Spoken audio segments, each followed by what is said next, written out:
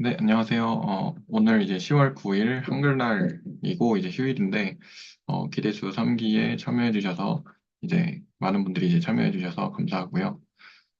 그래서 오늘은 2강 집합론 2강부터 해서 근데 2강을 다 할 수 있을지는 모르겠고 한 절반 정도 아니면 뭐 된 대로 하고 이제 다음 주에 이현 선생님 하실 때 또 이제 2강 또 이어나가 보도록 이렇게 하는 걸로 해보겠습니다.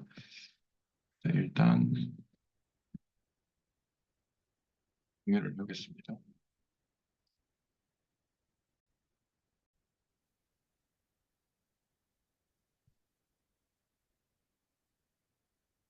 잘 보이시죠? 잘 네, 보이시죠? 네. 네, 잘 보인다. 이게 시스템 리소스가 부족하여 오디오 품질에 영향이 있을 수 있다고 뜨는데 노트북을 아무래도 바꿔야 될 것 같아요. 지금 7년 돼가지고 얘가 약간 맛이 가는 것 같은데 일단은 해보겠습니다. 그래서 2강 처음에는 엑설사이즈부터 나오는데요. 그 지난 시간에 이제 역상이라는 거를 우리가 정의를 했고 그리고 함수도 이제 정의를 했었고요. 그래서 이제 A1이라는 함수, 그 집합과 근데 이라는 집합. 네. 저만 뿌옇게 보이나요, 화면이? 뿌옇게 보이나요? 네네. 그게 아마 그러니까 제 컴퓨터의 문제인 것 같은데. 어, 어, 어, 저도 뿌옇게 보여요.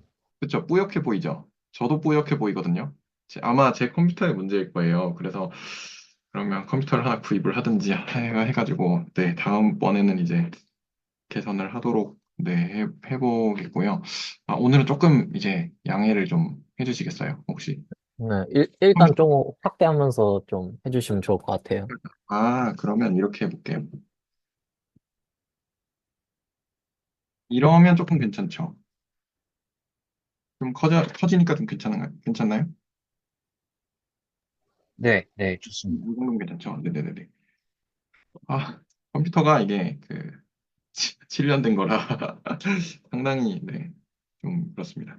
일단 그래서 이제 A1이라는 집합과 그 A1이라는 집합이 이제 A의 부분 집합이 되고 B1이라는 집합이 이제 B의 부분 집합이 될 텐데 이렇게 이제 우리가 잡아두고 그리고 첫 번째는 B1의 역상의 이제 상이 이제 B1의 부분집합인 것을 보이라는 것이고 두 번째는 이번에는 A1의 상인데 그 것의 이제 역상이 이제 A1을 포함한다. 그러니까 A1이 거기에 부분집합이다라는 것을 이제 보이고 그다음에 세 번째는 여기가 이제 이렇게 등호가 되지 않는 거잖아요. 그러니까 이 경우가 없는 거고, 얘는 이 경우가 안 되는 건데, 그 등호가 성립하지 않는 발레를 이제 찾으라는 이제 예제입니다. 그래서 첫 번째로, 일단은 첫 줄하고 두 번째 줄에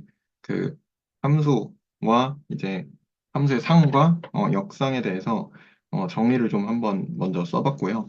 그래서 그 첫 번째를 증명을 할 때, 이제 여기에 원소가 되는 애가 얘의 원소가 되면 되니까 그거를 이제 활용을 해서 일단은 써봤는데요. B라는 원소가 이제 여기에 원소가 된다고 하면 이제 B는 이렇게 쓸 수가 있죠. F 알파라는 원소들을 가지는 집합인데 이제 알파가 F 역상 인버스의 이제 원소가 되는 것이고 그 다음에 알파가 F 이머스의 원소가 된다는 뜻은 이제 알파라는 것이 어, X를 원소로 가지는 집합의 이제 원소인데 FX가 이제 B1의 원소가 되는 그러한 이제 집합의 원소가 알파라고 생각을 해볼 수가 있고요. 그래서 그냥 쭉 써봤어요. 처음부터 이제 B가 이렇게 되면 아까 정의 쓴 것처럼 이런 식으로 F알파를 원소로 가지는 집합의 이제 원소가 되는 거고 그랬을 때 그 안에다가 이렇게 써봤거든요. 요거를 다시 이렇게 안으로 풀어 써서 이렇게 써봤고 그러면 결과적으로 이제 B가 B1의 원소가 된다라는 형식으로 해서 이렇게 네, 증명을 마쳤습니다. 그리고 두 번째도 비슷하게 F의 A1이라는 것은 이제 Y를 원소로 가지는 집합인데 A1의 원소인 X에 대해서 Y가 FX를 만족하는 그러한 이제 그 집합이 되고요. 그리고 그럼 이제 A1의 A가 원소, 그러니까 스몰 a가 원소가 되었을 때 이제 FA가 FA1이라는 것의 원소가 되는 것을 이제 우리가 확인을 할 수가 있고 그리고 FA의 역상을 집합으로 어, X를 원소로 가지는 집합인데 FX라는 것이 FA1의 원소가 되는 조건을 만족하는 이제 X들을 모아놓은 집합이 되는 거니까 그래서 이제 A가 어, 이 집합에 그러니까 원소라는 것도 이제 이렇게 확인을 할 수가 있었습니다. 혹시 이 부분에서 뭐 질문이나 코멘트 있으시면 네, 해주시면 감사하겠습니다.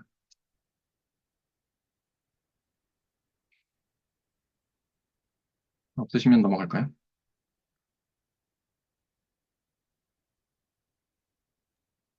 사실 그 첫 번째 증명이 살짝 이해가 안 가가지고, 아, 네네네. 어, 첫 그냥 잘 이해가 안 되네요. 그, 번째가 요걸 증명을 하는 건데요. 네네. 근데 이제 그래서 어떤 원소가 여기에 그러니까 어떤 뭐 B가 얘의 원소이면 얘의 원소이다. 요거를 이제 쭉 한번 유도를 해본 건데요. 어떤 부분이 혹시 이해가 잘 안 되시나요? 아니면 뭐 제가 잘못 쓴 부분이 있나요? 어, 그, 글쎄요. 잠시만요. 네, 제가, 그러니까 이게 그 첫 번째 줄은 네, 그 어떤 우변의 함수 F 합성 F 인버스의 B1 네, 요거의 정의를 풀어 쓰신 거죠? 첫 네, 번째 네. 줄은. 네, 요거 두 개 다 이렇게 정의를 풀었었어요. 한번 그냥 써보자 해서 일단 먼저 써보고 그 다음에 여기서부터 이렇게 했거든요. 아, 그러니까 첫 번째, 두 번째 줄은 일단 정의를 풀어 쓰신 거고, 네네, 그냥 이제 풀고, 네, 세 번째 줄부터 증명이 시작이 된 거네요. 네네네. 사실 그럼 if를 쓰면 안 되는데, 네. 이게 그러면은 네, 이해되는 것 같습니다. 아, 그러면 되나요? 네, 일단 알겠습니다. 그리고 혹시 또 질문이나 코멘트가 있으신가요? 일단은 그러면 넘어가 보도록 할게요. 저 질문 하나 아, 네, 있습니다. 그 첫 번째 증명에서 이제 맨 마지막 그 B가 B문에 속한다로 갈 때 그 전 단계에서 그 다음으로 넘어갈 때 여기서 이렇게요. 그거를 네네 거기서 거기로 넘어갈 때 네. 그거를 어떤 식으로 해석하고 읽어서 그게 바로 나온다고 직관적으로 딱 볼 수 있을까요? 이거를 저는 그, fx가 이제 B1의 원소가 되는 이제 x들을 모아놓은 거잖아요. 알파가 거기 있는 원소잖아요. 그래서 그 원소를 그 함수로 보낸 애들을 원소로 가지니까, 그러니까 B1으로 간다라고, 네, 그렇게 해석을 해서 증명을 마쳤거든요, 저는. 음, 네, 그럼 혹시 네. 되셨나요? 네, 저도 이거를 보일 때 되게 헷갈렸었던 게 이제 그 동성 선생님 것도 보고 그리고 그 지용현 선생님 것도 올려주신 것도 봤는데 이제 저도 이게 그 F가 이제 상을 취하는 이미지를 취한 F가 붙어 있고 또 그 역상을 취해주는 인버스 이미지를 취해주는 그것도 붙어 있다 보니까 이게 되게 헷갈리더라고요. 그래서 그 두 분 다 하셨던 게 이제 먼저 써놓자. 그게 무슨 말인지, 두 번 태운 게 무슨 말인지 써놓자. 그래서 저도 그거에 되게 공감이 되고 그렇게 했는데, 근데 결국에는 그 이미지랑 인버스 이미지의 정의대로 보면은 어떤 뭐 X가 존재를 해서 그 다음에 뭐 FX나 Y다. 이런 식으로 이렇게 정의가 되는데, 그러면은 그 앞에 있는 어떤 X가 어떤 집합에 존재하는 것 때문에 그 다음으로 넘어가는 건지, 아니면은 제가 말하면서도 잘 이해가 안 되긴 하는데, 그래서 그 사고 과정이 저는 좀 궁금했거든요. 근데 지금 동성 선생님 말씀을 들어보니까 B1에 있는 fx에 대해서 알파가 존재하는데 그 알파를 다시 그 이미지를 태울 거니까 거기에 B가 속하니까 걔가 B1에 속한다라는 게, 네, 어느 정도 사고 과정이 조금 그렇게 하시는구나, 약간 이런 게 좀 공감이 됐던 것 같습니다.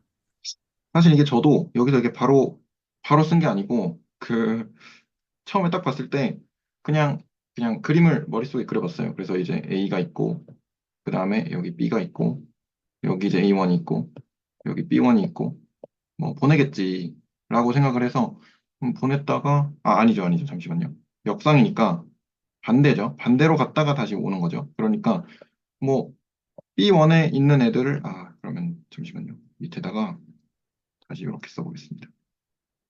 A가 있고, 그다음에 함수는 보낸 게 일단 있어야 되니까 보낸 걸 먼저 생각하는 게 자연스럽지 않나요?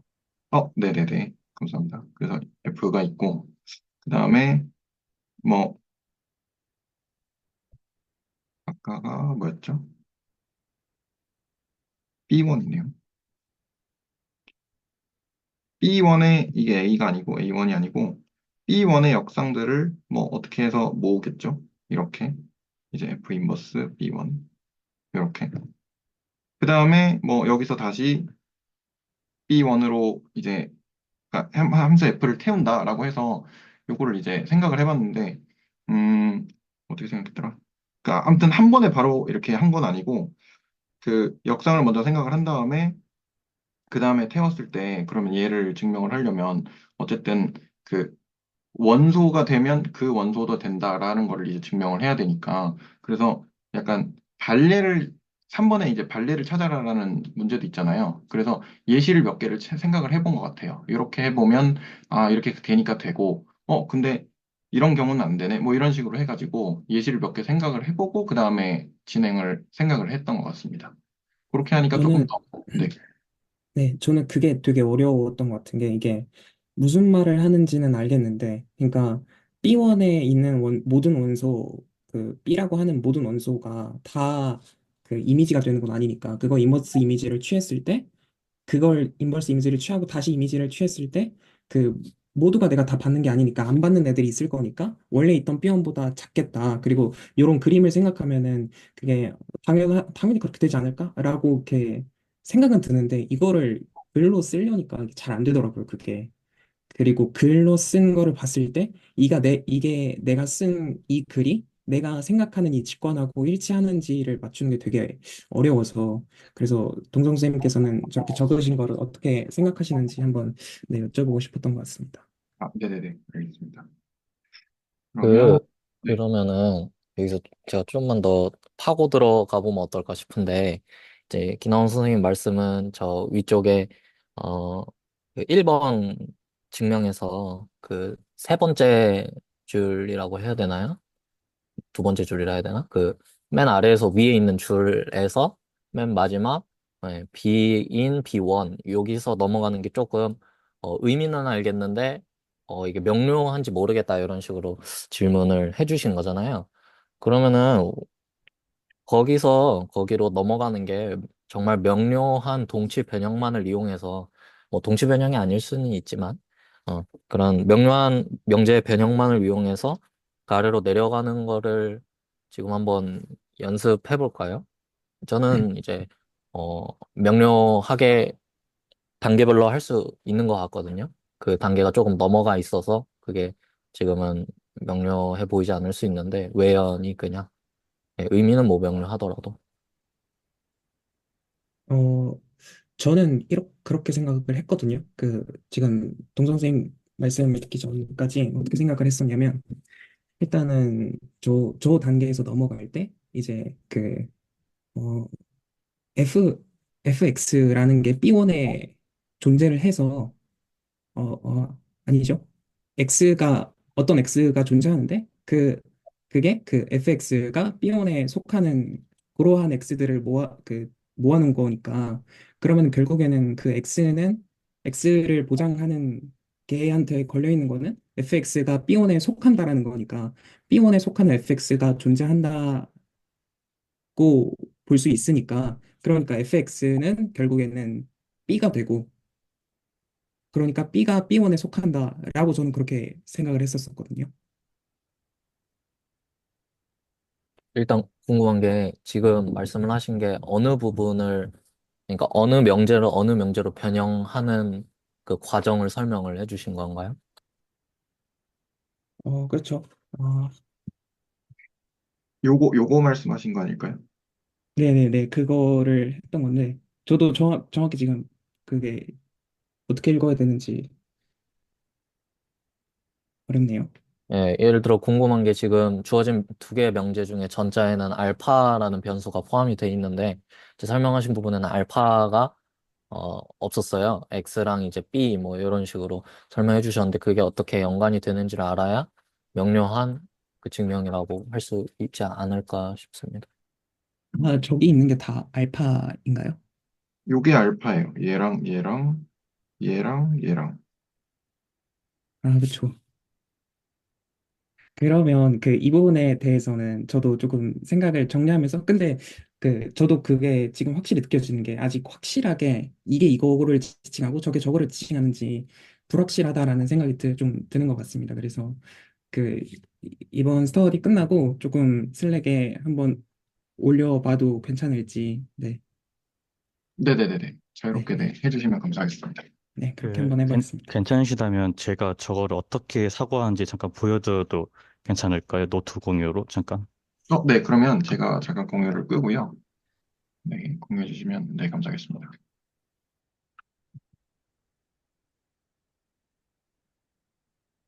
그러니까 우선 저희가 그 노트 다 보이시나요? 네네네, 잘 보입니다. 저희가 함수를 A에서 B로 가는 함수를 잡을 때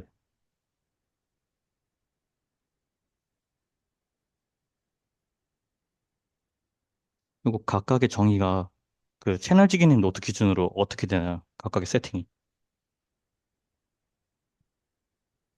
위에 거 불러주시겠어요? 세팅 어떻게 되는지? X바, 아, 이게 제가 어 이게 저는 이게 이미지, 네, 그다음에 이게 프리 이미지 얘기하는 겁니다. 네. 대괄호는 뭐 상관없, 아, 네, 제가 보통 표현을 할 때 집합을 함수에 보낼 때 저는 그 스퀘어 브래킷을 써가지고 저는 이러는데 그냥 이거 바로 생각하셔도 됩니다. 그러니까 이미지의 정의 말씀하는.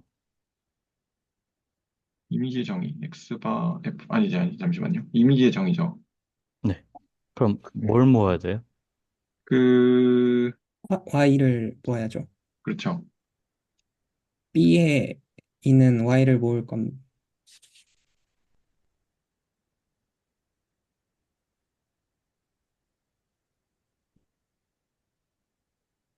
괜찮나요? 네네네. 그럼 밑에는 어떻게 돼요?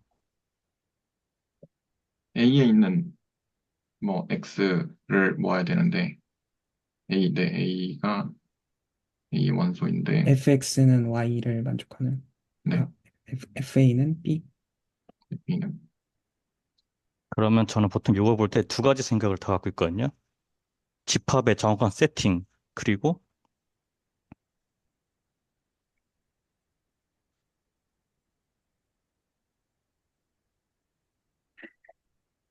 이 집합에 포함된다는 거의 if and only if가 뭐냐? 첫 번째 건 뭐겠어요? 제 파란색 글씨. 전 이 두 가지를 다 생각하고서 이제 그다음 증명을 하는데 이렇게 적을게요.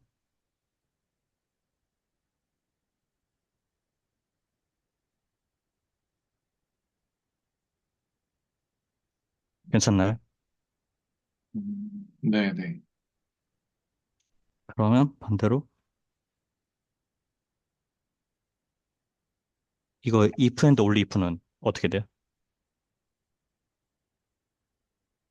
음, 아, 잠시만요. B가 B의 역상. 원소라는 건 FA가 잠시만요.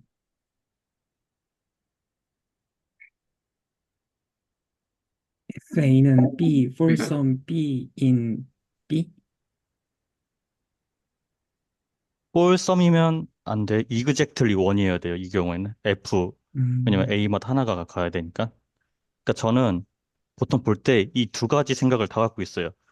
집합의 정확한 세팅. 그 다음에 그 집합에 포함된다는 게 정확히 if and only if로 뭔 뜻이냐. 라고 하면 걸릴 게 하나도 없어요. 이게 왜냐하면 이 상태로 제가 증명을 한다고 하면 아이고, 죄송합니다. 제가 처음에 봤던 게 그 뭐였지? F의 그 인버스 B1 보는 게 B1이었잖아요. B1은 B1소였고 이 상태잖아요. 그러면 B가 F 인버스 B1의 원소라는 것은 그래서 제가 이 if and only if도 정확히 알아야 된다는 게 그럼 이것만 위에 거 보면 이렇게 적어주면 되는 거 아니에요? 그러니까 음, B는 어떤 F 알파인데 for some A in F 인버스 B1 이렇게 되잖아요. 위에 거 아까 얘기한 걸 봤다고 했을 때 네, 그렇게 됩니다. 그러면 이 얘기는 또 뭐냐? 그러니까 이런 게 있다는 거잖아요. 결국에는 폴썸이라는 얘기가. 그러면 이거 갖다 쓰면 되는 거 아니에요? 그럼 이거는 FRA가 B1이란 얘기잖아요. 그쵸? 근데 FA는 B잖아요. 그러면 FA는 B인 B1. 어? 이거? 요거? 끝났네요. 음, 그러니까 저는 보통 생각을 할 때 집합이 정확히 어떻게 생겼느냐. 그 집합에 원소가 들어간다는 게 뭔 뜻이냐. 이 두 가지 생각을 모두 다 갖고 있어요. 그러면 고민거리가 없어져요. 저는 이런 식으로 생각을 해서 풀이를 조금 더 제 노트에다 적었던 거고, 라고 하면 조금 괜찮을까요? 어, 네, 좋은 것 같아요. 네. 네, 저도 그게 궁금했었던 게 처음에 이제 유현수 선생님께서 어떻게 그럼 저걸 생각하느냐 질문을 하셨던 거에 대해서 방금 지용현 선생님이 보여주셨던 것처럼 어쨌든 폴섬 그게 있으니까 그 있다는 걸 통해서 이제 역상의 정의를 통해서 그렇게 보인다라고 생각은 했었는데 근데 확실히 함수를 동치 조건이 무엇인지 좀 생각을 하는 거에 대해서는 되게 좀 부족한 것 같습니다. 네, 그래서 되게 유익한 것 같습니다. 네, 저희가 조금 보통 더, 집합을 생각하는 이유 자체가 그 집합에 원소로 들어가냐 안 들어가냐를 고민하는 거잖아요. 그럼 그 집합에 원소가 들어간다는 게 정확히 뭔 뜻인지는 갖고 있어야겠죠. 그러니까 함수의 정확한 그 어떤 모양만 알고 있는 게 아니라 그 집합 안에 들어갔을 때가 뭔 뜻이냐라는 것을 잘 파악할 수 있어야 된다고 저는 생각합니다. 감사합니다. 네, 코멘트 감사합니다. 음, 저도 방금 지용현 선생님이 증명하신 그 과정이 정확하게 어떤 집합의 원소가 된다, 뭐, 역상이라던가 그 이미지의 어떤 정의만을 정확하게 이용했고, 그다음에 왼쪽에 있는 집합이 오른쪽에 있는 집합이 부분 집합이 된다라는 그 원소가 오른쪽에 속한다라는 정확한 데피니션만 가지고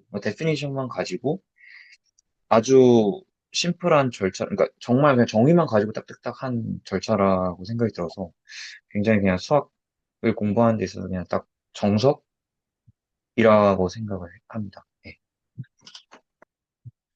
근데 저도 이태호 선생님 말씀 좀 얹고 싶은 게, 지용현 선생님 방금 노트 혹시 다시 보여주실 수 있나요? 아, 그, 네. 그, 잠시만요.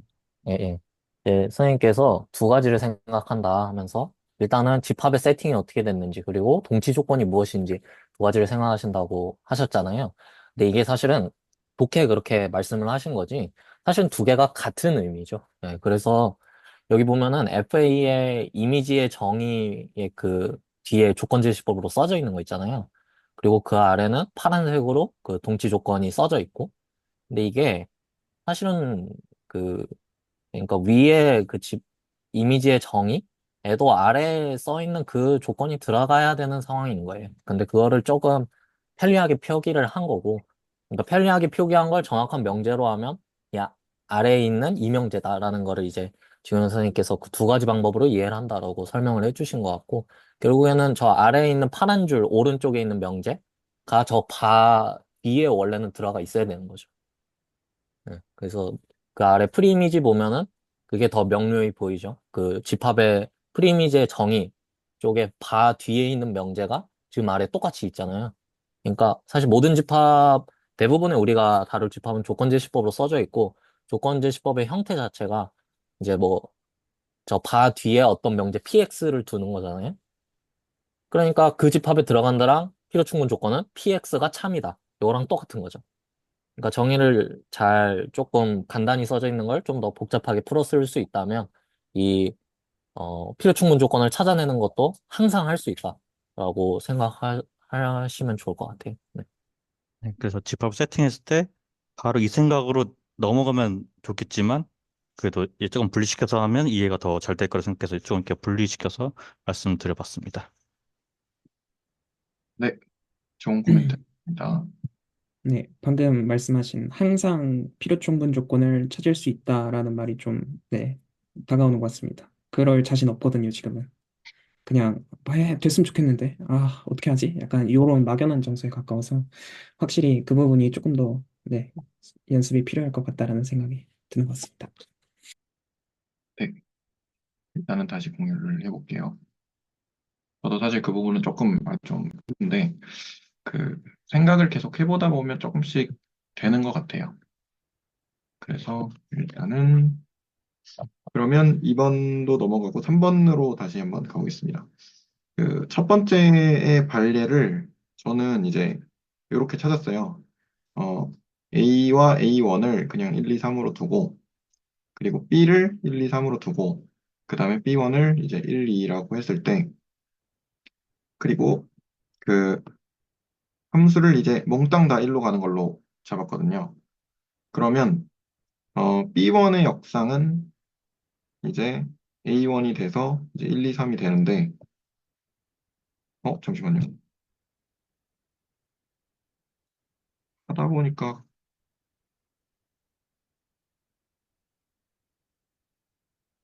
B1의 역상은 1, 2. B1의 역상은 1이 돼야 되죠?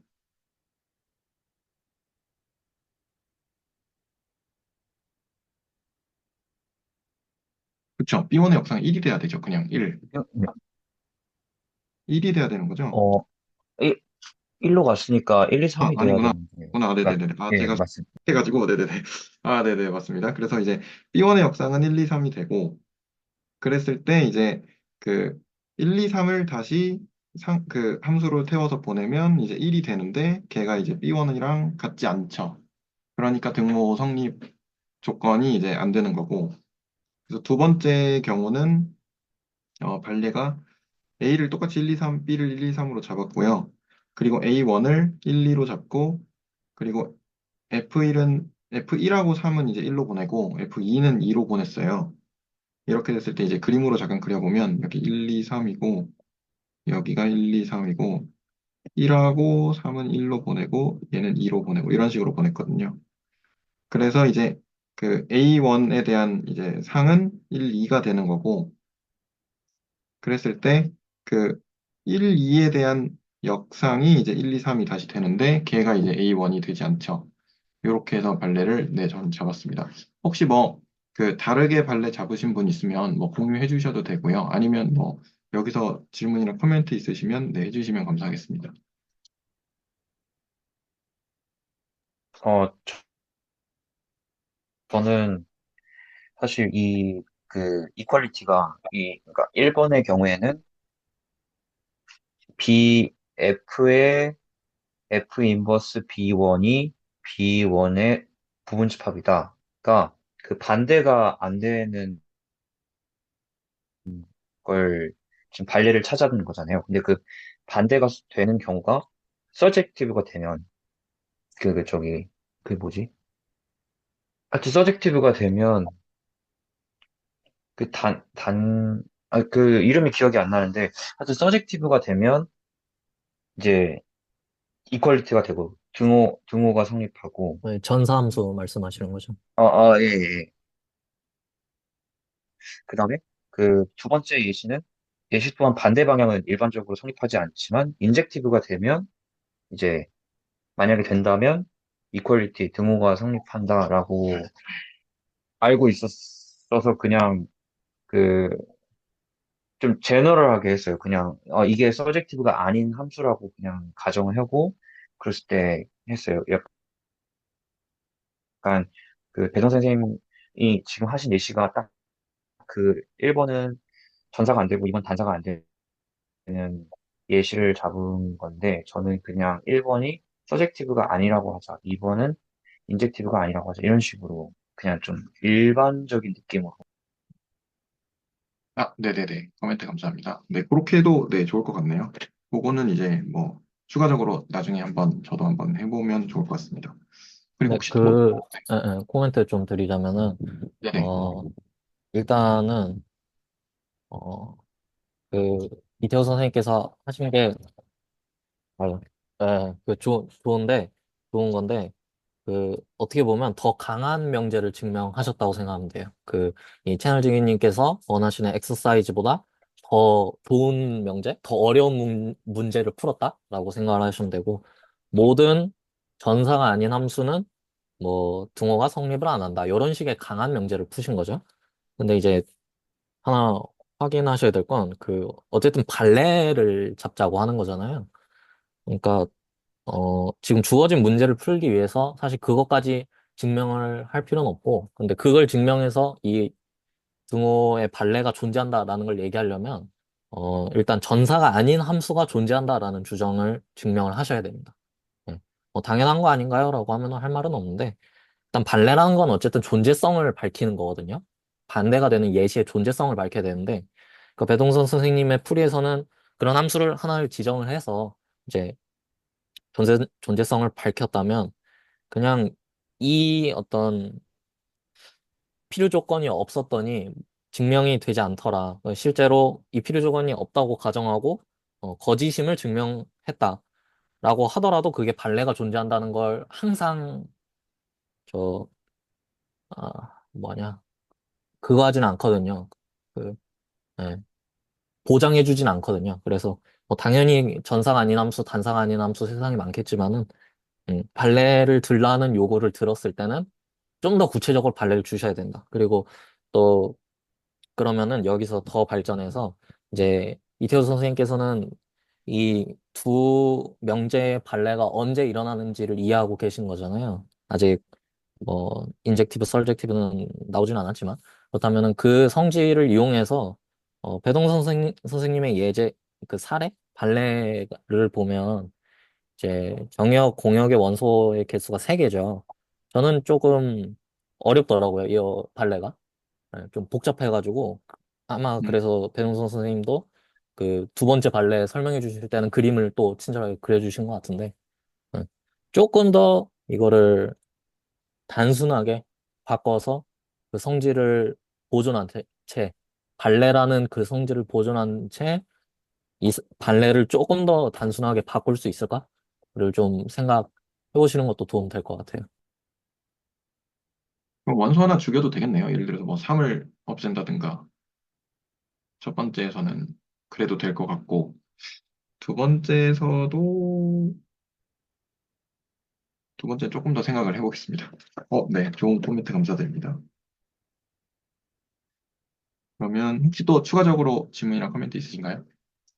저는 그 방금 유현 선생님 말씀하신 거에 대해서 그 하나 궁금한 게, 어, 여기 채널지기님이 써놓으신 노트에 1번이 안 되는 발리를 제시하라 라는 문제하고 두 번째, 만약에 어, F가 서젝티브면 등호가 성립한다라는 문제하고 두 문제는 다르게 봐야 됩니다. 예를 들면 1번은 서젝티브한 함수가 존재하는지도 먼저 보여야 되고 그 다음에 하든지 아니면은 그냥 구체적인 배성재 하신 것처럼 구체적인 예를 주던지. 혹시 이태호 선생님 그 말씀이 저만 혹시 조금씩 끊기나요? 어, 저도 끊겨가지고 다시 마지막 부분만 말씀해 주시겠어요? 어, 그래서 그 두 개가 다르다까지는 혹시 들으셨나요?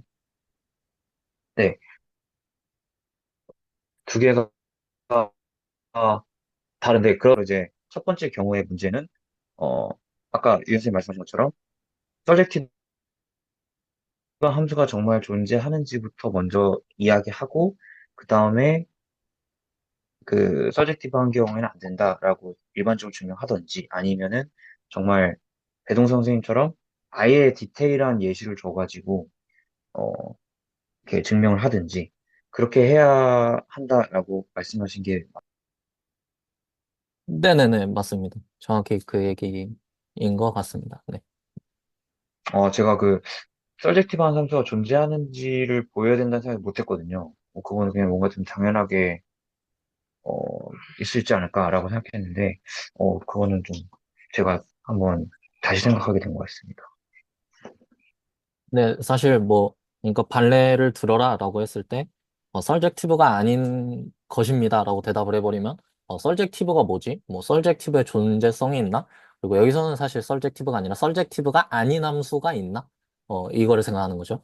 그러니까 이런 게 너무 이제 헷갈린다고 해야 되나? 생각을 많이 해야 되니까. 이게 그냥 배동선 선생님처럼 그냥 하나를 줘버리면 끝인 거죠. 그냥 거기서. 근데 사실 그 마음속에서는 어느 정도 있었겠죠. 아, 이거는 뭐, 단사가 아니어야 되니까, 그니까 이거지. 뭐, 이런 식의 마음은 가질 수 있는데, 그건 사실 구체적인 사례를 찾아가면서 생기는 마음이라고 좀 생각을 해요. 네. 네, 감사합니다. 혹시 또 다른 질문이나 코멘트 있으시면 네, 해주시고 혹시 없으면 다음으로 넘어가고요. 없으시면 그러면 다음으로 넘어가겠습니다. 그래서 여기 이제 방금 이제 말씀하셨던 그 전사, 단사, 전단사 이렇게 해서 나오는데 정의를 먼저 이제 제가 한번 이야기를 해볼게요. 그래서 1대1이라는 것 그리고 그걸 이제 영어로 쓰면 이제 인젝티브라는 것인데 F가 이제 1대1이라는 것은 fx1과 그리고 fx 그러니까 함수가 주어져 있다고는 이제 먼저 이야기를 하고요. 그랬을 때 이제 fx1과 fx2가 같으면 x1과 x2가 같다가 이제 단사 한국말로 이제 단사인 거고 이제 그걸 이제 영어로 인젝티브 그리고 원투원 한국말로는 이제 1대1 이렇게 얘기를 하고요. 그래서 그 대우 명제까지 이제 영상에도 나왔어요. 그래서 대우 명제를 하면 어, x1과 x2가 다르면 함수를 태워 보낸 함수값인 fx1과 fx2가 다르다라고 이제 대우를 이렇게 제시를 하셨고요. 그리고 두 번째로 어, onto라고 하고 이게 이제 전사죠. 그래서 surjective라고도 하는데 어, 얘가 fa가 b다. 그러니까 a에서 b로 보내는 함수인데 그러니까 모든 b가 다 치역이 되는, 그러니까 공역이 치역이 되는 거죠. 네, 공역이 취약이 되는 부분이 이제 전사라고 해서 어, 어떤 이제 모든 B의 그 원소인 B에 대해서 이제 A의 원소가 존재하는데 FA가 B를 만족하는 이러한 원소가 존재를 할 때 이제 얘를 이제 전사라고 합니다. 그리고 전사와 단사를 모두 만족하는 애를 이제 전단사라고 합니다. 그래서 저는 이제 정의를 한번 이야기를 해보겠습니다. 그래서 단사는 1대1이고 원투원이라고도 하는데 fx1과 fx2가 같으면 x1과 x2가 같을 때가 이제 단사고요. 그걸 이제 대우명제를 하면 x1과 x2가 다르면 fx1과 fx2가 다르다라고 이제 정의가 되고 그리고 전사의 경우는 어, 모든 그러니까 집합 B의 원소 모든 원소 B에 대해서 이제 어떤 집합 A에 있는 원소 A가 존재를 해서 FA가 이제 B가 되면 이제 걔를 이제 전사라고 합니다. 그리고 전사와 단사를 동시에 만족하면 전단사 해서 바이젝티브라고 합니다. 혹시 정의 이렇게 말씀해 주실 분 있으시면 네, 나서 주시면 감사하겠습니다.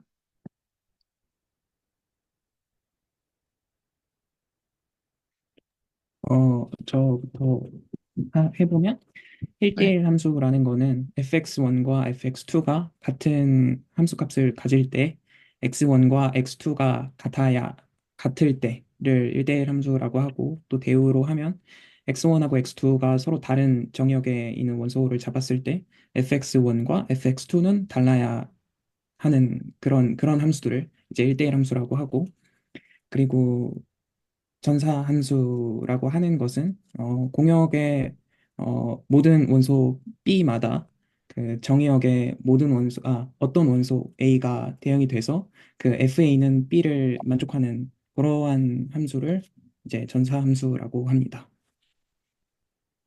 네, 감사합니다. 또 해주실 분 나서 주시면 감사하겠습니다. 네, 이번에 제가 한번 해보겠습니다.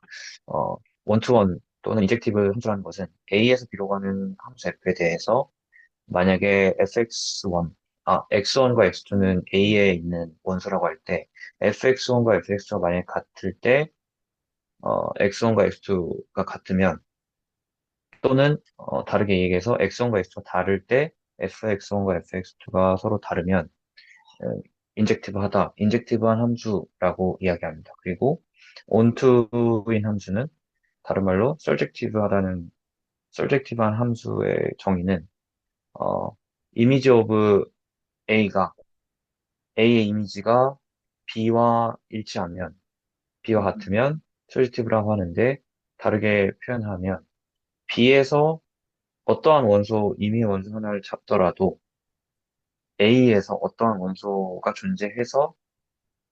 A가 존재해서 FA가 B가 되는 그러한 것을 만족하면은 어, onto 또는 subjective라고 합니다.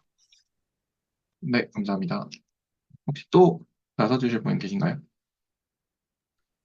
네, 저도 해보겠습니다. 네, 네, 일단 단사 함수, 인젝티브 함수는 함수 f가 있을 때, a에서 b로 가는 f가 있을 때, fa와 fb가 같으면 a와 b도 같다. 그리고 대우로 하면 a와 b가 다를 때 fa와 fb가 다르다라고 볼 수 있는 함수이고요. 전사 함수는 음, 어, B에 속하는 모든 원소 스몰 b에 대해서 스몰 a가 존재해서 fa는 b를 만족하는 함수를 전사 함수라고 합니다. 그리고 전사 함수이면서 단사 함수인 함수를 전단사 함수라고 합니다. 네, 감사합니다. 혹시 또 나서 주실 분, 네, 나서 주시면 감사하겠습니다. 없으시면 일단 넘어가 보고요. 그래서 이제 그 다음에는 바로 역함수를 정의를 해요. 그래서 역함수를 요렇게 표기를 하고 여기 마이너스 1제곱처럼 이제 표기를 하고, 그래서 이제 B에서 이제 A로 가는 함수인데, 함수니까 이제 곱집합으로 정의를 해야 되잖아요. 그래서 SF라는 것을 이제 B 곱집합 A의 원소인 y, x라고 이제 걔를 이제 원소로 갖는 함수인데, fx가 y가 되는 그 SF가 B 곱집합 A의 부분집합인 경우에 이렇게 SF를 이제 이렇게 정의를 하고요. 그래서 그 두 개, 그 다음 이제 정의가 두 개의 그 함수가 있는데, F와 이제 G라는 함수가 있고, 얘는 이제 합성함수를 이제 정의를 한 건데요. 그래서 합성함수의 경우는 A 집합에서 B 집합으로 이렇게 되고, 그 다음에 B에서 C 집합으로 이렇게 대응이 되는 이제 합성함수를 정의를 하는데, 그래서 그거를 이제 표기를 G.F 이렇게 표기를 하고요. 그리고 사실은 GX에다가 이제 FX를 X 대신에 이제 이렇게 넣는 거라서 이렇게 GFX라고 이제 이렇게도 표기를 하고요. 그래서 그 합성함수에 대한 이제 SF라는 집합을 곱집합으로 이번에는 A에서 C로 가는 거기 때문에 그래서 A 크로스 C의 원소로 이제 이렇게 정의를 하고요. 그래서 X가 A의 원소인 애들 중에서 그 A 크로스 C의 원소가 되는 그 원소들을 이제 모아놓은 집합을 이제 합성함수라고 합니다. 얘도 다시 한번 제가 이제 해보겠습니다. 역함수의 경우에 이제 그 B에서 A로 대응이 되는 이제 함수를 정의를 하는데 곱집합 B 크로스 A의 부분집합으로서 그 y, x라는 원소가 B 크로스 A의 그러니까 원소인 애들을 이제 원소로 가지고 fx가 y가 되는 그런 조건을 만족시키는 그 이게 그러니까 말로 하려니까 조금 네 조금 이제 꼬이는데 그래서 이제 y는 fx라는 아니죠 fx가 y를 라는 조건을 만족하는 그 b 크로스 a의 원소인 y, x를 원소로 갖는 집합입니다. 곱집합이고요. 그리고 합성함수는 a에서 b로 대응이 되는 함수를 f라고 하고 b에서 c로 대응이 되는 함수를 g라고 했을 때 그랬을 때 A에서 C로 대응이 되는 그 곱집합으로 이제 정의를 하는데요. 그래서 A 크로스 C의 잠시만요. 다시 할게요. 그 A의 원소 X에 대해서 A 크로스 C의 원소인 X, G 이렇게 G, FX X, 얘를 이제 원소로 갖는 곱집합을 이제 그 합성함수라고 정의를 합니다. 또 추가적으로 이제 나서 주실 분 있으시면 네, 정의 한번 어, 말해 주면 네, 감사합니다. 저기, 선생님 노트에 네네네. G 합성 F, 그리고 땡땡, 이렇게 있고, A 화살표, B 화살표, C 이렇게 되어 있는 부분 있잖아요. 네네네. 그, 제 생각에는 그 네. 함수를 표현할 때는 두 가지의 셋만 나와야 하기 때문에 아, G 합성 F 땡땡 A에서 화살표 C 이렇게 아, 표현해야 맞다고 생각합니다. 네네네. 감사합니다. 제가 이제 의도한 건 이제 이렇게 A가 있고 B가 있고 C가 있고 하면 이렇게 되는 거니까 그래서 네네. 이제 사실은 이렇게 가는 거를 써야 되는데 의도한 건 요거거든요. 그래서 요 관계를 의도한 거라서 네, 코멘트 감사드립니다. 이거는 이제 수정을 하면 되겠네요. 그러면 네. 이렇게 하지 말고 이제 A에서 C 이렇게 된다는 거죠. 네, 감사드립니다. 네. 그리고 G도 사실 G의 도메인이 B일 필요는 없죠. 네. G의 도메인이 그 F가 A에서 B로 가는데, 이미지, F의 전체 이미지, A의 이미지를 포함하기만 하면 음, 사실상, 예, 괜찮은 거니까, 네. G의 정의역이 굳이 B일 필요는 없는 걸로 알고 있어서, 그래서 이제 G 합성 F는 A와 C 둘만의 관계로 쓰는 게, 그렇게 알고 있습니다. 근데 이제 저희가 평소에 생각할 때는 합성함수의 뭔가 그런 개념을 생각할 때는 A에서 B, B에서 C 요걸 두 개 합쳤다 이렇게 생각은 할 수 있으니까.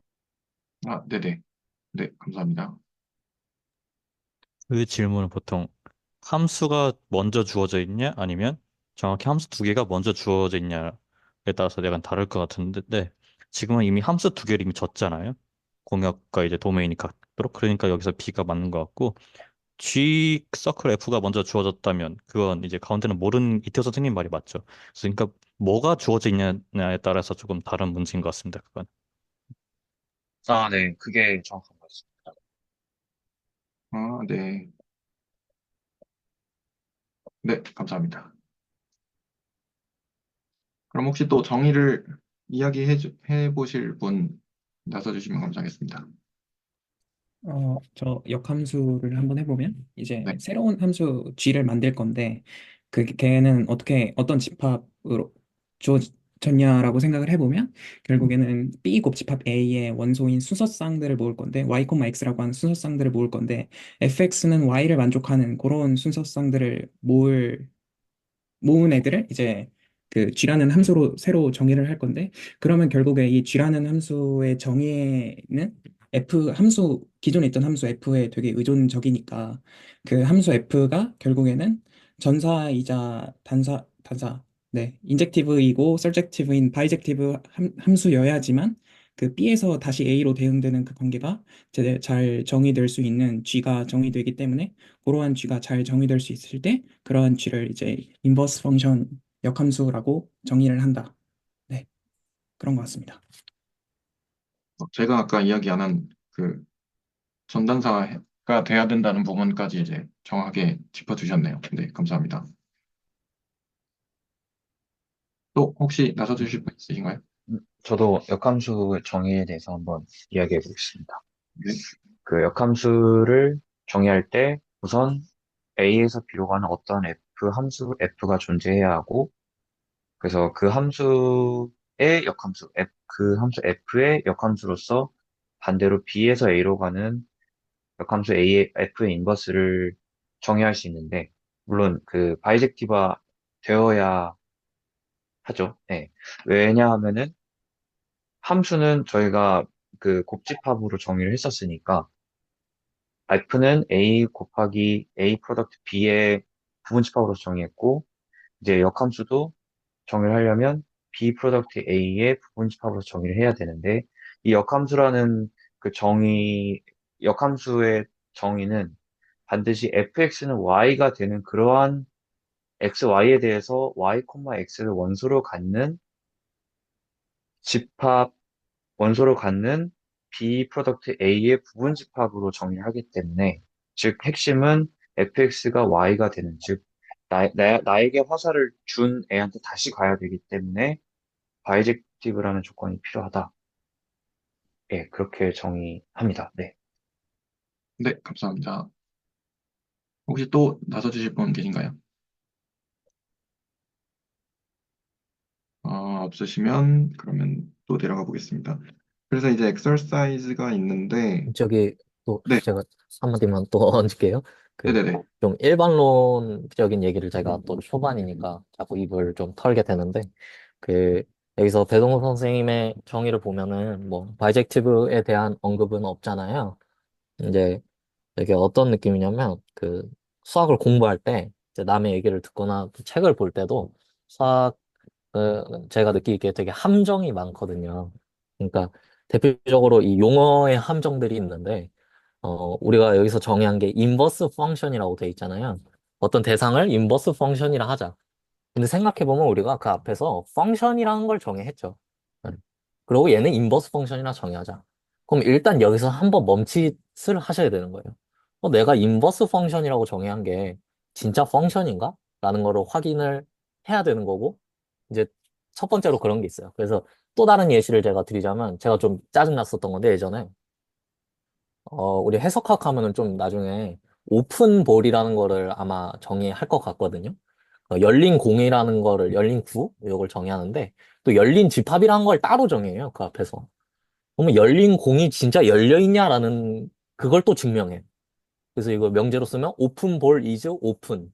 이걸 증명하는 거예요. 그래서 제가 처음 공부할 때, 이딴 걸 왜 이걸 왜 지금 증명하자는 거야? 이런 생각을 했었는데, 증명을 해야 되는 거죠. 왜냐하면 그냥 용어를 오픈볼, 용어를 인버스 펑션이라 했지, 진짜 펑션인지는 아직 모르는 거예요.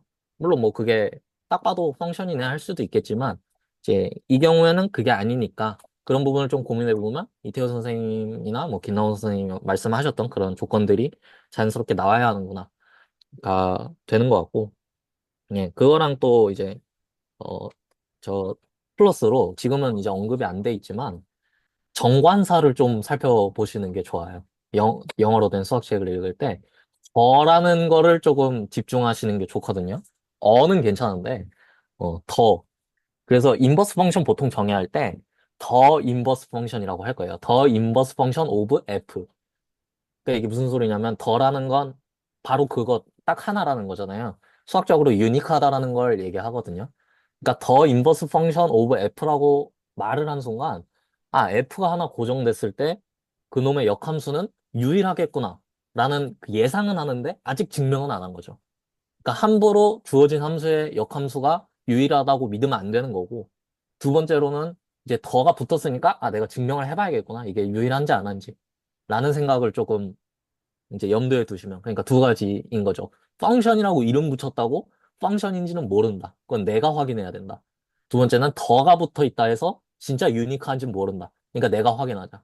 가끔 보면은 조금 정의가 좀 엉켜 있는 책들은 뭐 유일하지 않은데 더라고 붙여버리거나 뭐 그런 경우도 진짜 있거든요. 그래서 내가 뭐 영어로 표현을 쓸 때도 더를 쓸지 어를 쓸지 좀 고민을 해보시면 그게 의외로 수학 공부에 도움이 됩니다. 네. 일반적으로 이런 용어들에 대한 좀 그게 좋은 상황 같아서 이거 언급하기가 네네네. 얘기해봤습니다. 네네. 좋은 코멘트 감사드립니다. 이 부분은 나중에 다시 그 레코드를 좀 보면서, 네, 저도 한번 생각을 좀 해보겠습니다. 네, 어, 저도 그 유현 네. 선생님 네, 말씀하세요. 먼저 말씀하세요. 저도 유현 선생님 말씀에 동의라는 게 어랑 더랑 정말 중요해요. 그래서 제가 원서를 읽는 이유 중에 하나고, 실제로 제 노트도 어랑 더를 잘 구분해서 쓰려고 생각을 하는데, 근데 저는 일단 생각난 대로 썼기 때문에 네, 약간 오류가 있을 수도 있는데 그 포인트들은 지적해 주시면 감사하겠습니다. 저도 고민할 때는 고민하는데 고민 안 하고 쓰는 것들도 있어가지고. 그리고 네, 이 얘기 하려고. 네, 감사합니다. 김남호 선생님. 네. 네. 방금 유현 선생님 말씀 듣고 나니까 이제 바이젝티브를 그냥 단순하게 필요하니까 바이젝티브지라고 생각을 했다면 이제 새로운 함수 그냥 G를 만든다고 했을 때 그러면 정의역에 있는 모든 원소마다 그 공역의 어떤 원소가 대응이 돼서 그 예를 들어 뭐 gy는 x를 만족해야 되는 게 있어야 되니까 그럼 정의역의 모든 게 대응이 되려면 fx는 y가 결국에는 무조건 전사여야만 그럴 수 있다가 되고 그리고 같은 원소를 정의역에서 골랐을 때 그게 어 대응되는 애가 공역에서 만약에 x1, x2가 된다면 걔네들은 같아야 된다라는 거 그 조건 때문에 이제 기존에 있던 fx는 y가 그 1대1 함수여야 그럴 수밖에 없겠구나라는 게 조금 네, 그렇게 생각하니까 네, 이것도 다 보여야겠구나라는 게 네, 그런 생각이 들었습니다. 저도 사실은 그 부분을 언급을, 그 뭐 1대1 대응인 부분을 이제 언급을 안 한 게 약간 격함수니까 당연히 그냥 1대1 대응이지라는 생각으로 사실 좀 넘어간 부분이 있거든요. 그래서 그 부분을 좀 디테일하게, 네, 생각을 좀 해가면서 공부를 좀 해야겠다.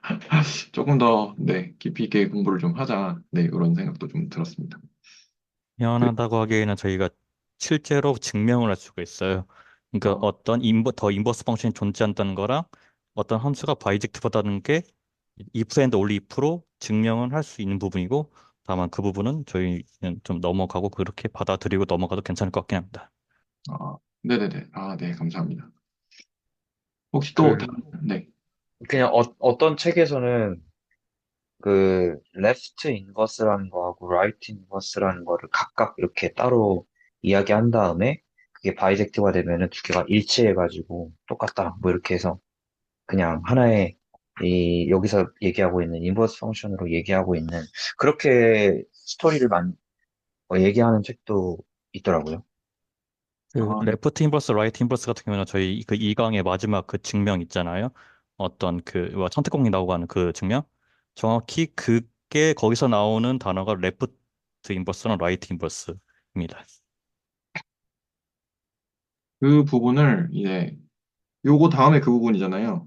그래서 엑ሰር사이즈가 이렇게 있는데, 근데 그, 이 부분을 제가 못했어요.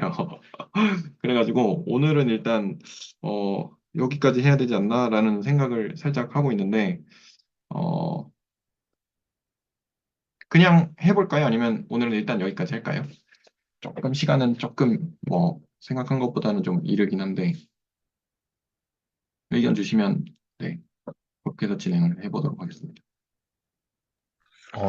제 개인적인 의견은 다음 시간에, 예, 했으면 좋겠다는 생각이 있습니다. 제 의견입니다. 아, 네네네. 저도 이 부분을 그냥 이제 엑서사이즈 정도만 적어놓고 그 다음에 그 시간이 없어가지고 막 이 부분은 자세히 못 봤거든요. 생각도 제대로 못 해보고 해서 그래서 이 부분은 조금 네, 다음 시간으로 넘겨도 되지 않나 네, 생각이 있는데 혹시 또 다른 의견 있으신가요? 여기 혹시 네네. 제 생각에는 또 힘들게 시간 맞춰서 모였으니까 그래도 네네네. 아니 조금 더 하면 좋을 것 같은데 아, 그러면 어 네. 근데 또 아니 그냥 얘기해 보는 건데요. 네, 배농 선생님께서 또 준비를 못 하셨잖아요. 또 발표를 혹시 네네네. 잠깐만요. 그 준비 하신 분이 없겠지만은 혹시 다른 분께서 이쪽 좀 고민해 보신 분께서 발표해 보실 분 있으면 해도 또 좋을 것 같은데요. 혹시 그것도 어떤가요? 그럼 네네. 그것도 괜찮을 것 같아요. 그리고 혹시 또 부족한 부분이 있으면 다음 시간에 또 추가적으로 더 해도 되고요. 네. 이 부분을 좀 더 이제 깊이 생각을 해보신 분이 있으시면, 그 부분에 대해서 뭐 조금 이야기를 또 나눠주셔도 되고요. 네. 그것도 좋을 것 같습니다. 그러면, 제가 근데 저도 이렇게 많이 한 건 아니라서 그냥 제가 했던 고민들에 대해서 조금 그냥 나누는 정도로 한번 해보겠습니다. 네네. 그럼 발표 형식으로 이렇게 공유를 해주실 건가요? 네네네. 그러면 제가 네, 공유를 중지하겠습니다. 잠시만요.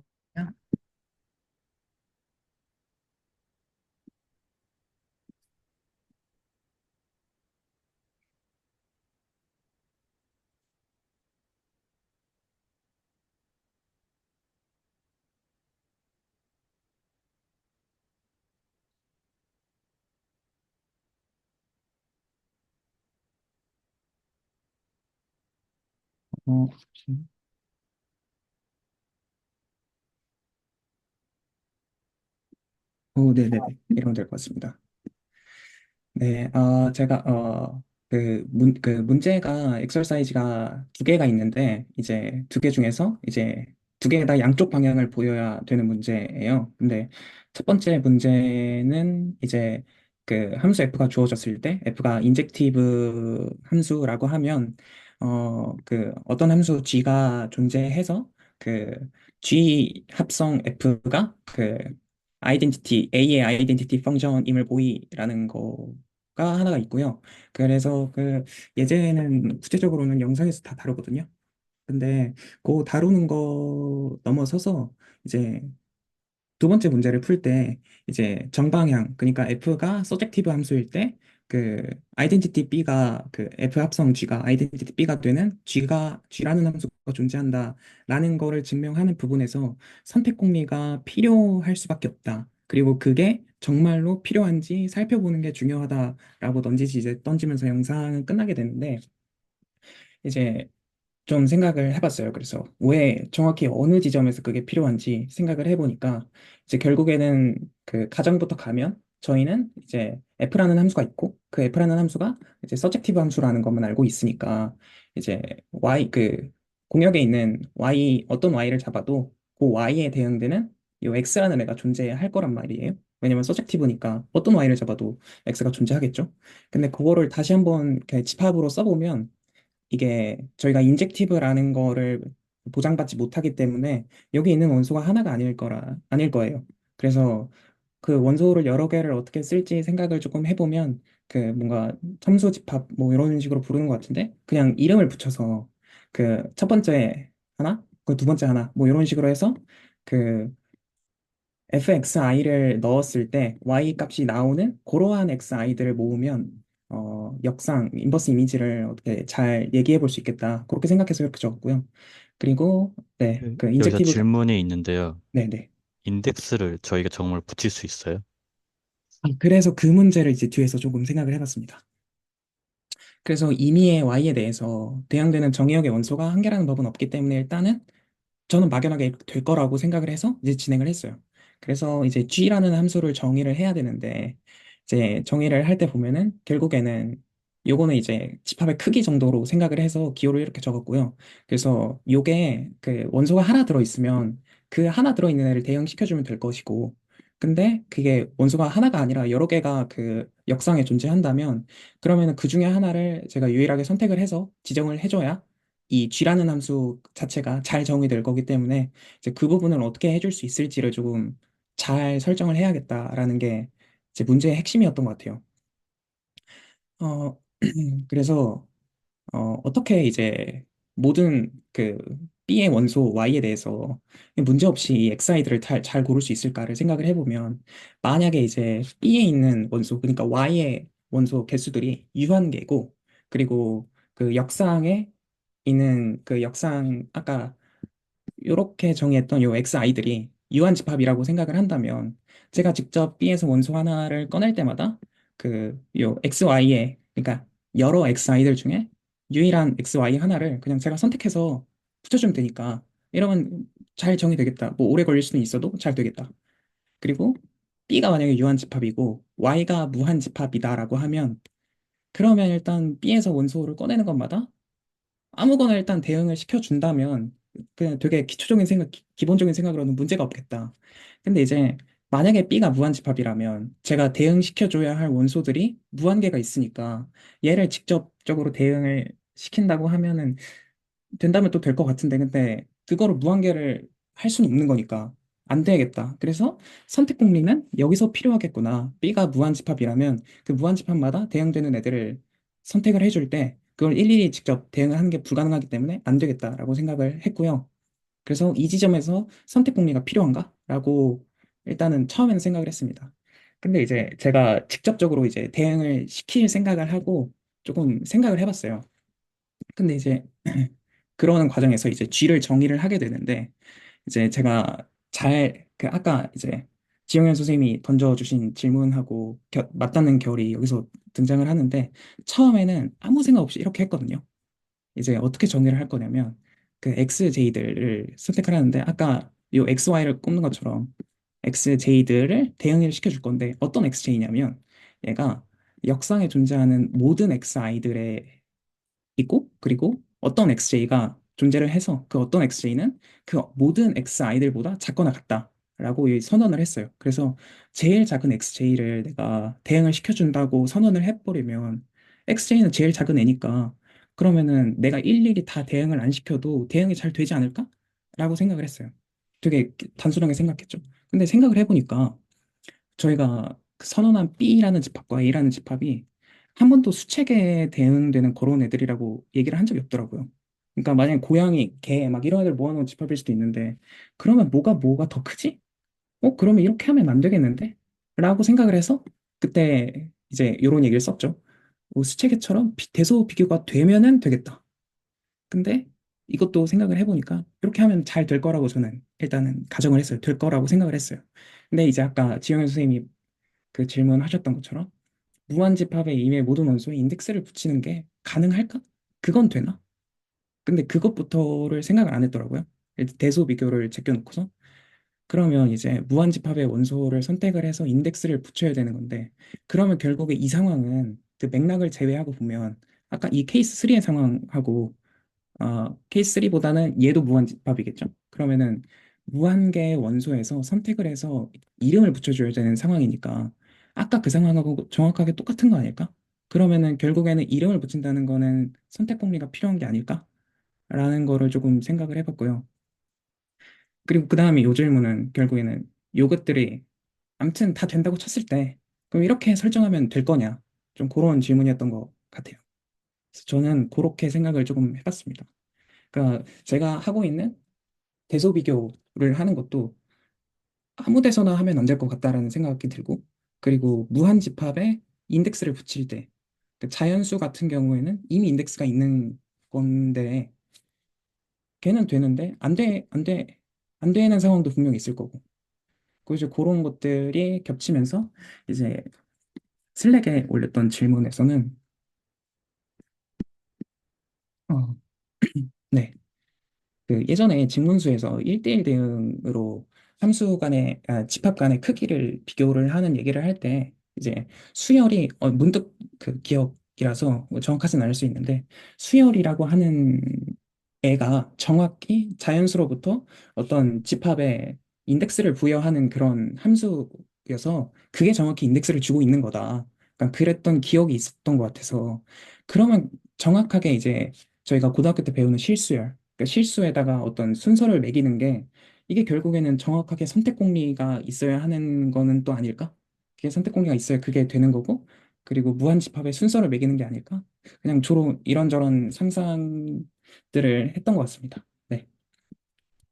네, 내용은 여기까지입니다. 그 몇 가지 코멘트를 드리면 애초에 저희가 B가 파이나이트 할 때는 선택 공리가 필요하진 않아요. 정확히 파이나이트 할 때는. 근데 말씀드린 그 인덱스를 붙인다는 행위가 그 1인덱스 붙인다는 게 저희가 직관적으로 뭐 1번, 2번, 3번, 4번 이런 거 나가잖아요. 그게 정확히 우리가 그 수열을 잡아줄 수 있냐라는 문제로 이제 대응이 되고, 근데 수열의 정확한 저기는 어 나이브게 얘기하자면 이제 정의역이 자연수인 함수죠. 대체 저희가 쓸 수 있는 도구가 정의역이 카운터블일 때 쓸 수 있어요. 수열이라는 도구 자체를. 근데 언카운터블 할 때는 도구가 뭐 뭘 가져오겠냐 그거인 거죠. 적어도 인덱싱을 한다고 했을 때. 그러니까 인덱싱 한다는 거는 그 인덱스마다 뭔가를 선택해줘야 되는데, 그러니까 뭔 카운터블 할 때는 그래도 뭐 그 수열이라도 끌고 와서 뭔가를 해볼 수는 있겠어요. 근데 언카운터블이면 뭐 어떻게 하겠냐는 거죠. 그래서 그, 네네. 저도 궁금한데, 그러면은, 그러니까 그 카운터블, 언카운터블이 중요한 건가요? 그러니까 수열이 정의될 때 액션 오브 초이스가 필요하다. 이건 아닌 것 같은데, 내가 뭐 원하는 실수의 뭐 부분 집합 안에 있는 수열을 내가 잡을 때 액션 오브 초이스를 써야 된다? 이건 제가 잘 모르겠거든요. 이거 써야 되나요? 아니면, 근데 쓸 필요는 없을 것 같은데? 이메일 수열이면 어차피 그냥 이메일 수를 잡는 건데 굳이 A씨를 쓸 필요가 없고, 그리고 내가 구체적으로 뭐 n분의 1 이런 거 잡으면은 그것도 선언한 건데 A씨가 필요가 없을 것 같은데, 이게 수열하고 연관해서 생각을 잘 못 해봐가지고. 근데 이제 증현 선생님께서는 뭐 카운터블이니까 좀 다르다라고 말씀을 하셨는데, 사실 언카운터블 한 경우에도 저 순서만 잘 정리할 수 있으면 넷이라는 게 있잖아요. 그래서 뭐 그렇게 따지면 수열이니까 괜찮다고 하면 넷도 이제 언카운터블한 정역에서 보내는 걸로 생각을 하니까 그런 경우에 뭐가 달라지려나 싶긴 한데, 제 생각에는 수열하고는 크게 관련이 있을 것 같지 않고, 아마 해석학에서 뭐 부분 수열 잡을 때 A씨를 좀 썼던 것 같긴 한데, 제가 정확하게 이것 저도 좀 고민을 해보고 싶네요. 잘 모르겠어요. 어쨌든 뭐 지금 맥락에서는 좀 너무 깊게 가는 것 같아서 좀 그렇고, 그러니까 어쨌든 셀 수 없이 많이 모았을 때 문제가 생긴다는 게 일단 여기서의 포인트인 거죠. 일단 여기 그 서젝티브 관련된 정의 이거 증명을 할 때는 근데 저는 궁금한 게, 그럼 셀수 이씨 있을 때는 문제가 안 생기나요? 저도 그 부분에서는 자신 있게 대답은 할 수는 없겠는데, 근데 저보다 카운터블하다면 수열을 끌고 오면 뭘 할 수 있지 않을까요? 카운터블 하면은 이제 뭐 유한집합이나 자연수랑 1대1 대응 함수가 존재하고, 그 1대1 대응 함수 통해서 인덱스 정의하면은 뭐 이게 컨스트럭션이 되려나? 그러니까 저도 언카운터블 할 때는 확실히 뭔가 없다는 건 알겠는데 카운터블 때는 저도 지금 애매하긴 합니다. 파이나이트 할 때는 확실히 그 선택 공리가 필요 없는 게 맞고요. 그 혹시 카운터블 하다는 게 자연수나 정수랑 1대1 대응이 되는 애들을 카운터블 하다고 하는 거고 1대1 대응이 안 되는 애들을 언카운터블 하다고 하는 거죠. 네, 저희가 보통 집합의 크기를 거의 카디널 대기할 때 자연수와 1대1 대응이 되냐 안 되냐를 보통 구분을 하고 보통 그렇게 해서 나오는 게 뭐 알레프 제로 뭐 이런 얘기가 나오고 그다음에 보통 언카운터블한 거의 대표적인 예시가 실수 정확히 자연수 1대1 대응이 안 되는 부분도 있고 그다음에 이 중간 사이에 어떤 그런 걸로 관련된 얘기가 그 컨티뉴엄 하이퍼 그러니까 연속체 가설 얘기가 이제 나오는 거죠 거기서 어떤 그 자연수 크기와 실수 크기 사이의 집합이 있든 말든 JF와 관련없다라는 그런 얘기 스토리가 있죠. 근데 요 얘기까지는 그런 것 같고 네, 아무튼 카운터블의 정의는 자연수와 1대1 대응이냐 그다음에 1대1 대응이 안 된다고 하면 그건 언카운터블 이런 식으로 얘기를 하죠. 이게 조금 어려운 문제인 게 저도 사실 A씨는 잘 모르거든요. 근데 어 일단 뭔가 명제를 이해하려면 내가 구체적인 사례를 가져와서 좀 이해를 하고 싶은데 그러니까 뭐 카운터블이냐 언카운터블이냐가 중요하다면 뭐 예를 들어 당장 내가 F의 공역을 자연수로 주고 한번 관찰을 해보고 싶은 거죠. 근데 문제가 뭐냐면 이 서젝티브인 걸 증명할 때 A씨가 개입이 되는 이유 자체가 구체적인 한 사례에 대해서 된다를 증명하고 싶은 게 아니고 어떤 집합을 가져오든 뭐 무한이든 언카운터블이든 뭐 유한이든 상관없이 어떤 집합을 가져와도 내가 하나씩 뽑을 수 있다라는 거를 보장하는 명제거든요. 그러니까 내가 하나 함수를 가져왔을 때 그놈을 어, 그놈이 이제 인젝티브고 그랬을 때 그놈의 인버스를 구할 수 있냐? 이거랑은 A씨가 상관이 없어요. 그러니까 뭐 지수함수를 줬을 때 그놈의 역함수가 로함수가 맞냐라는 질문에 대한 대답을 할 때 A씨를 전혀 쓸 필요가 없거든요. 근데 모든 집합에 대해서 그리고 모든 인젝티브 펑션에 대해서 저 인버스를 정의할 수 있냐에 대한 문제라서 제가 사실 너무 A씨 자체가 추상적이죠, 애초에. 그래가지고 추상적이어서 이거에 대한 좀 어려운 질문 같고, 일단은, 근데 저도 이 질문에 대해서 제 생각을 좀 말씀을 드리면, 맨 아래쪽에 이제 뭐 G의 일반꼴이 잘 정의된다면, 그러니까 G가 잘 정의된다면, 그러면, 이거 맨 아래 있죠. 맨 아래 질문 자체 다시 읽어보면, G의 일반꼴이 잘 정의된다면, 근데 이게 의미 자체가 G가 잘 정의된다면 이잖아요. 일반꼴이라는 수학적 용어는 없으니까. 그거를, 네, 예, 제가 어떻게 표현할지 몰라서 저렇게 적었는데요. 그러니까 예. 여기에서 이런 식으로 적으면 어떤 X를 선택할 건지에 대해서 명확히 선언이 안 돼 있으니까 내가 직접 찝어줘야 되는데 약간 이런 식으로 선언을 했을 때는 이제 저절로 최소인 값을 선택하겠다는 의미니까 이런 식으로 명확히 선언을 해주면 요랬을 때는 선택 공리가 없어도 잘 될까라고 그냥 생각을 했던 것 같습니다.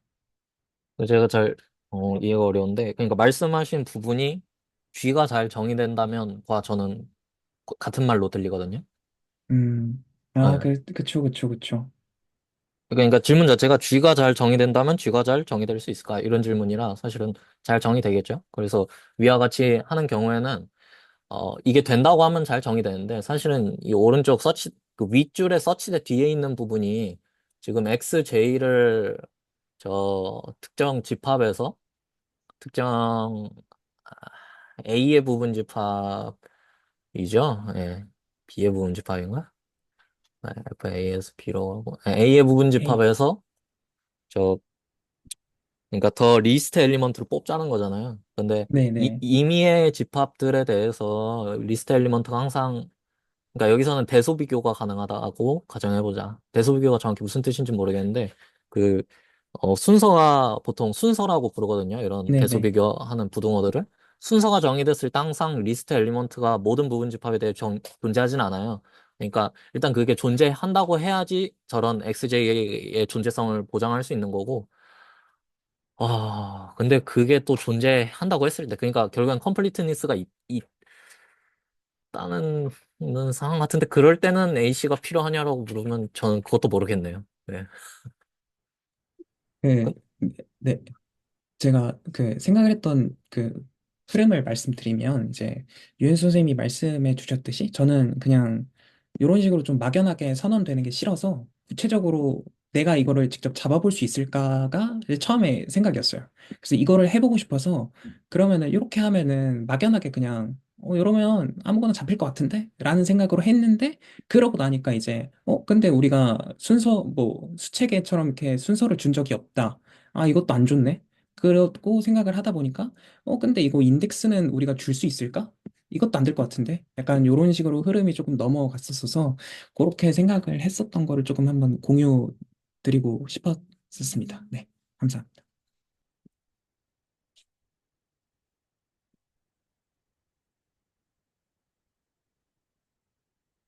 네, 혹시 코멘트 더 있으실까요?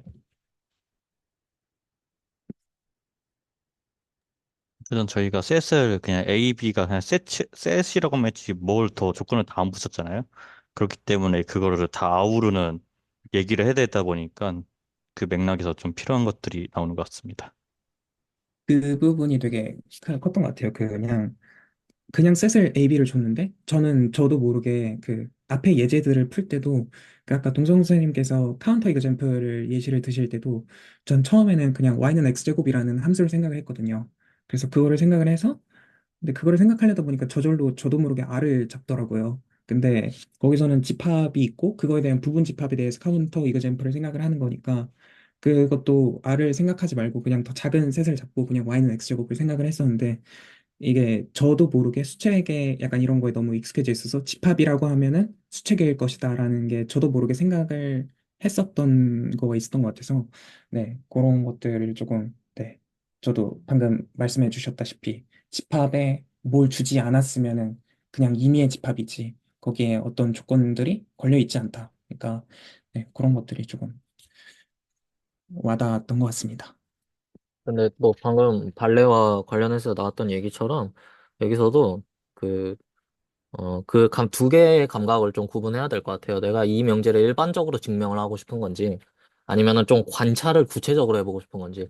근데 구체적인 관찰을 할 거면 차라리 이 경우에서는 관찰을 지금 대소 비교가 가능한 어떤 집합들에 대해서 관찰을 해보자로 지금 접근을 하신 거잖아요. 근데 차라리 그런 경우에는 본인이 말씀하신 익숙해 있는 그 수체계들, 뭐 실수, 유리수, 이런 걸로 접근을 한다고 해도 그게 뭐 나쁘다고 할 수는 없고 사실상 집합론이란 것도 거기서 출발을 했을 거니까. 그러니까 나는 구체적인 관찰을 하니까 구체적으로 잡겠다 하면 실수를 막 잡아도 되는 거고 그런 면에서 yx 제곱을 발레로 둔다? 저는 매우 좋은 발레라고 생각을 하고요. 근데 뭐 더 쉬운 발레가 뭐냐라는 질문은 할 수 있겠죠. 그뭐 배동선 선생님의 발레가 더 쉬울까? 아니면 뭐 김나우 선생님의 발레가 쉬울까? 이런 거는 뭐 또 얘기해 볼 가치가 있겠죠. 예, 그래서 이 경우에는 사실 좀 일반적으로 접근을 하셔서 명제를 증명하고 싶었던 건데 대소 비교가 가능한 A, B에 대해서 뭐 선택 공리 없이 이 명제를 증명할 수 있을까라는 질문을 던지고 증명을 하시려고 한 건데 일단은 그걸 고민해 봐야죠. 지금 대소 비교를 얘기하는 게 맞을까? 일단은 대소비교의 정의가 지금 좀 애매하거든요. 이 접근하려면. 이렇게 접근하려면 일단 순서에 대해서 정의를 하고 그걸 기반으로 생각을 해보셔야 되는데 지금 순서가 개념이 좀 애매한 것 같아서 요거 보니까 제 네, 생각에는 네. 순서를 아예 모르는 대상이어서 네. 근데 예, 예. 방금 말씀해 주신 걸 들으니까 제가 정확히 어떤 질문을 구체적으로 생각을 하고 어떤 명제를 증명하려고 했는지가 일단은 그게 무질서한 것 같고요. 제 질문에서는 그냥 막연하게 이런 생각이 있었다. 근데 지금 말씀을 듣고 보니까 제가 질문을 하거나 뭔가를 이야기를 할 때 내가 주장하고 싶은 명제가 정확히 무엇인지 그리고 증명하고 싶은 명제가 무엇인지 그리고 그거를 증명하는 데 있어서 사용하는 어떤 정의들이나 아니면은 그 정리들이 그게 일반적으로 성립하는지에 대한 증명도 당연히 필요할 것 같고 그런 거에 대해서 조금 한 번 더 생각을 해보는 게 해보게 되는 것 같습니다. 네. 근데 김나무 선생님께서 지금 생각하시는 거의 그 문제의 핵심은 우리 함수를 정의하고 싶다. 근데 함수를 정의하려면 모든 정의역에 대해서 그게 어떤 함수값으로 가는지 이야기를 해줘야 되는데 그 여기에서 좀 뭐라고 해야 될까의 애매성, 얘라고 해야 되지, 여러 개 있을 상황이 생길 수 있으니까 그거 하나 유니크하게 하나 딱 집어주고 싶은데 그거의 어려움이잖아요. 그래서 그거를 해결하고 싶다 해서 선택 공리가 저희는 이제 결론이 선택 공리가 있다면 이건 해결될 것이다라는 결론은 이제 알고 있는 상황인데, 근데 그걸 좀 그 과정을 디테일하게 좀 따져보고 싶은데 어떻게 생각하다가 이렇게 선택 공리까지 오게 됐을까? 이런 거로 전 이해하고 있거든요. 그렇지 않나요? 혹시? 네네네. 네, 근데 그 말씀하시는 거 이렇게 들었을 때 그 저희가 순서에 대한 얘기가 나왔었잖아요. 만약에 그 무한한 애들이 다 뭐 여기에는 Y로 돼 있는데 Y로 다 이렇게 함수값이 정해져 있는데 그 중에 뭐 하나 픽해줘야 되는데 그 무한한 애들을 만약에 줄 세울 수 있으면은 그 번호를 매겨가지고 줄을 딱 세우면은 그 중에 리스트한 걸로 딱 집겠다. 이렇게 할 수 있으면 되지 않을까라는 방법을 생각했잖아요. 근데 그거를 그거를 그 다른 사람들도 생각을 하지 않았을까 싶어요. 왜냐하면은 그 well ordering theorem이라는 그 정리가 사실 선택 공리랑 동치인데 제가 그냥 알고 있는 지식이에요. 이건 사실 그 저도 뭐 증명은 뭐 공리의 단위니까 증명은 아니지만 이들이 어떻게 if and only if가 되는지 뭐 이런 증명은 저도 잘 몰라요. 근데 그냥 결과는 알고 있어요. 그 well ordered theorem과 엑스공업 초이스가 동치라는 거. 그리고 그 외에도 뭐 하우스돌프 뭐 어쩌고 그것도 동치고 뭐 이렇게 몇 개 존스레마랑 해가지고 몇 개가 동치인다는 결과만 알고 있는데 여하튼 well ordering theorem의 그 스테이트먼트가 어떤 셋이든지 간에 순서가 정할 수 있다. 예, well 오더가 되는 이렇게 잘 이렇게 타타타타 이렇게 실수나 자연수처럼 이렇게 딱 정렬이 되게 하는 어떤 셋을 갖다 놔도 그러한 오더링을 우리는 찾아낼 수 있다?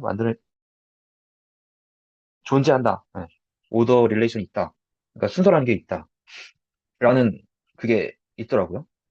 그래서 그걸 쓰면 우리는 어떠한 그 셋을 만들어 놓든지 간에 순서를 매길 수 있고 인덱스도 매길 수 있을 거고 사실 그 중간에 뭔가 디테일이 있을 것 같은데 그냥 그럴 수 있을 것 같아요. 일단 이 웨이 오더링 셋을 쓰면 매겨서 이렇게 잘 비슷한 거를 딱 골라가지고 함수를 잘 정리할 수 있을 것 같다라는 그 예, 생각이 들었습니다. 그러니까 정리하자면 우리가 해결하고 하는 이 문제, 함수를 잘 정의하고 싶다라는 문제를 해결하기 위해서 well ordering theorem이라는 선택 공리와 동치인 명제를 공리를 갖다가 쓰면 잘 인덱스를 활용해서 정리할 수 있을 것 같다라는 예, 의견입니다.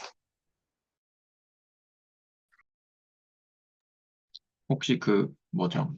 저도 하나만 그냥 생각이 났던 거를 공유를 해보자면 아까 그 카운터블, 언카운터블 이야기를 했을 때 자연수 또는 정수, 유리수 얘네들은 이제 카운터블이고 그다음에 실수는 언카운터블이잖아요. 근데 뭐 수열 말씀하실 때도 이제 카운터블이면 뭐 되고 언카운터블이면 안 되고 뭐 이런 얘기를 하셨었는데 근데 아까 이제 방금 웰 오더링 띠어럼 이제 말씀하셔서 그래서 제가 했던 사실은 이제 좀 말도 안 되는 생각이었던 것 같은데 그냥 공유를 해보자면 실수처럼 그 뭐라 그러지? 인덱싱을 하면 안 되나라는 생각도 들었었거든요, 아까.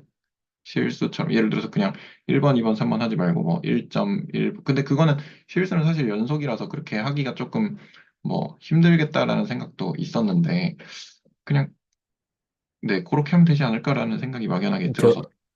예, 그게 정확히 넷의 정의입니다. NET라고 수열의 일반화거든요. 수열의 정의역이 자연수라고 한다면, 그거를 그냥 임의의, 뭐였냐? 뭐 순서 다이렉티드 셋인데, 뭐 어쨌든 순서가 대강 있는, 뭐 좀 좋은 순서가 있는, 그거에서 그냥 어떤 집합으로 가는 함수, 그거를 넷이라 하거든요. 이제 위상을 하면은 좀 얘기가 나오는 걸로 아는데, 어쨌든, 예, 있는 얘기입니다. 말이 아, 되는 얘기입니다. 그런가요? 네네. 그래서 그렇게 하면 이제 김나우 선생님 말씀하신 것처럼 그 대소, 대소보다는 이제 순서가 맞겠죠. 순서를 그렇게 정의를 할 수 있지 않을까라는 생각이 좀 들어가지고, 네. 잠깐 코멘트를 해봤습니다.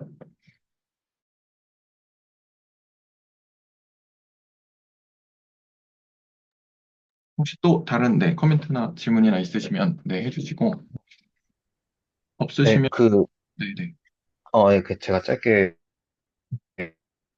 그냥 이거는 제 개인적인 제가 그때 공부하다가 적어놨던 의문점, 해결되지 않은 의문이 있었는데 혹시나 만약에 듣고 뭔가 아이디어가 있으시다면은 그 슬랙에 한 줄 적어주시면 감사할 것 같아서요. 그 뭐냐면 그 where ordering theorem이라는 선택 공량 동치인 그 공리가 있는데 그거는 어떤 집합을 갖다 놔도 다 순서를 매길 수 있대요. 근데 그렇게 하면 어 그 언카운터블한 실수도 순서를 매길 수가 있고 리스트 엘리멘트를 찾을 수가 있다는 얘기가 되는데 리스트 엘리멘트 그건 뭐지?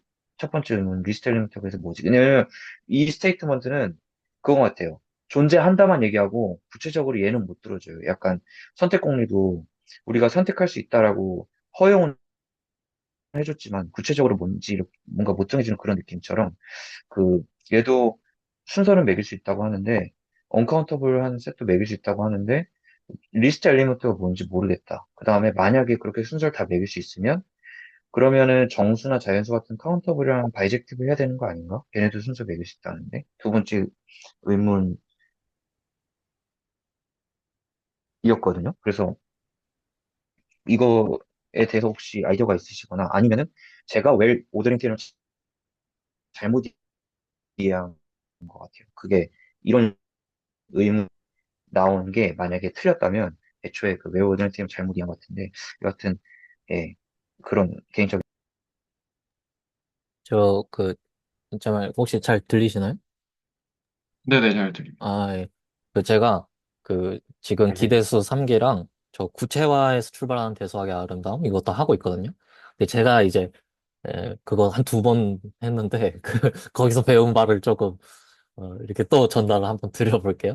그러니까 어떤 일반적인 명제 사실 제가 뭐 웰 오더링 티어렘에 대해서 안 본 지가 오래돼서 잘 기억이 안 나는데 그 지식적인 내용보다는 이제 일반적인 명제가 참인지 그게 지금 좀 의심이 되고 한번 증명도 해보고 싶으신 거잖아요.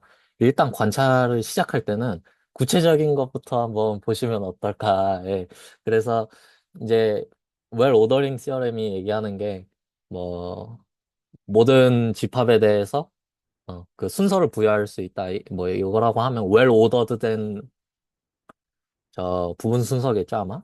그걸 부여할 수 있다면은 한번 주어진 집합들에 대해서 뭐 자연수나 정수, 유리수까지는 순서 한번 직접 부여해 보시고 실수에 대해서도 한번 해보세요. 그게 웰 오더드 된 내가 파셜리 오더를 파셜 오더를 줄 수 있을지 그리고 뭐 생각할 수 있는 집합에 대해서 다 해보고 왠지 다 될 것 같다라는 느낌인 건지 아니면 그래도 여전히 뭔가 안 될 것 같은데라는 느낌인지 거기서 그 웰 오더링 시어렘이 A씨와 동치이고 A씨는 굉장히 뭐 선택할 수 있는 저 공리잖아요. 뭐 선택할 수 있다는 공리기도 한데 그 공리를 선택할 수도 있고 선택 안 할 수도 있죠. 뭐 이런 건데 예, 뭐 받아들이지 않을 수도 있죠. 그 공리가 참이라는 거를. 근데 그런 감각이 저는 느껴지거든요, A씨는. 이거 뭐 참여도 되고 거짓이어도 되겠구나. 근데 그 웰 오더링 시스템도 약간 그런 감각이신지 한번 그런 쪽으로 관찰을 해나가 보시면은 좀 더 구체적으로 명제가 이해되지 않을까? 이런 말씀 드려봅니다.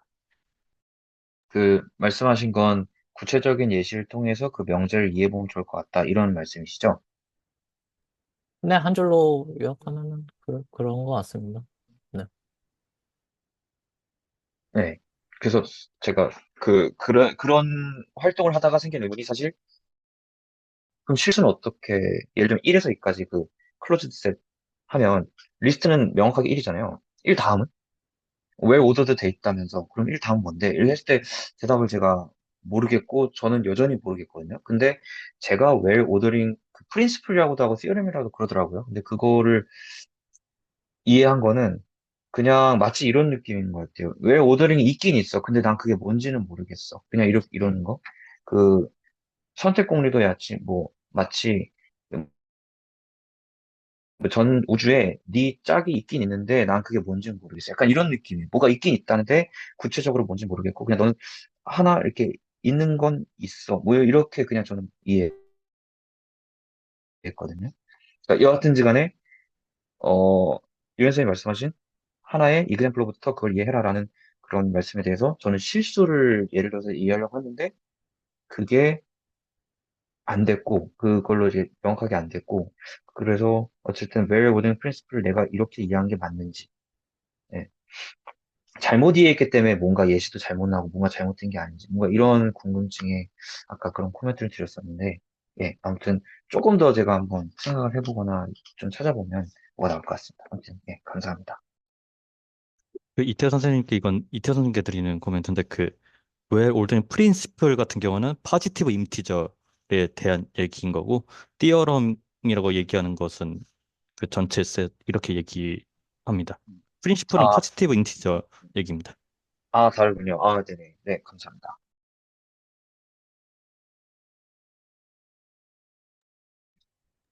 근데 혹시 궁금한데 우리 다음에 진도 중에 저 순서 관계 다루기도 하나요? 동치 관계는 다루는 걸로 아는데. 아마 뒤에 남은 부분이 사실 영상상으로는 오늘 제가 한 데까지가 절반 정도더라고요. 영상 길이만 따졌을 때는.